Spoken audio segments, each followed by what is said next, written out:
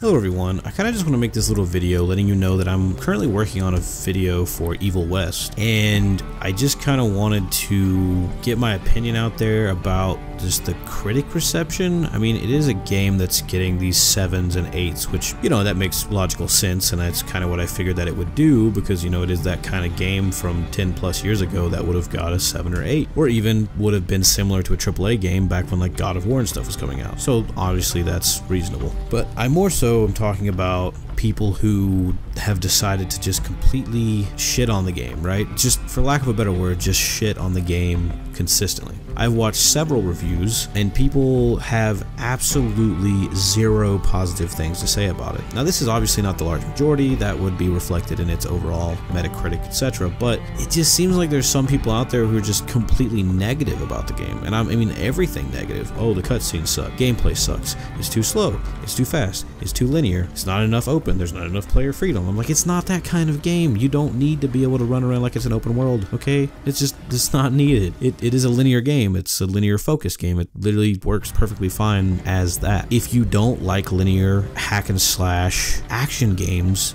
then why did you play this game? Why did you accept a review code for this game? Why did you even put the effort into making a video if you can't bring an honest opinion to people? If you honestly hate the game, then just make a 2-second video saying I honestly hate the game. What's the point in going in there and being like, oh well, okay, well, the game is just absolute dog shit?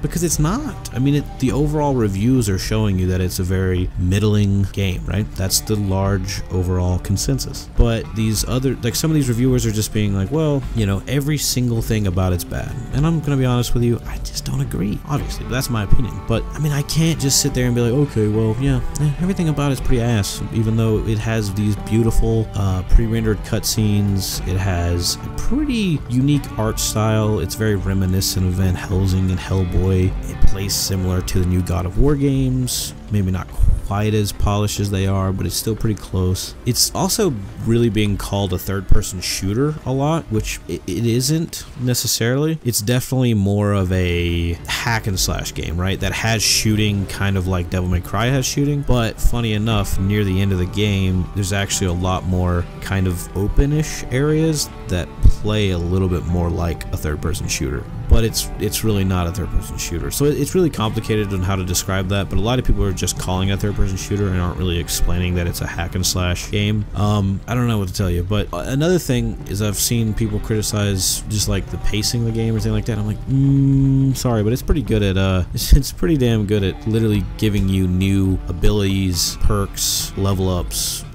bosses, new enemy types, collectibles, money, and a pretty consistent progression throughout the levels. And it actually gets pretty challenging later on.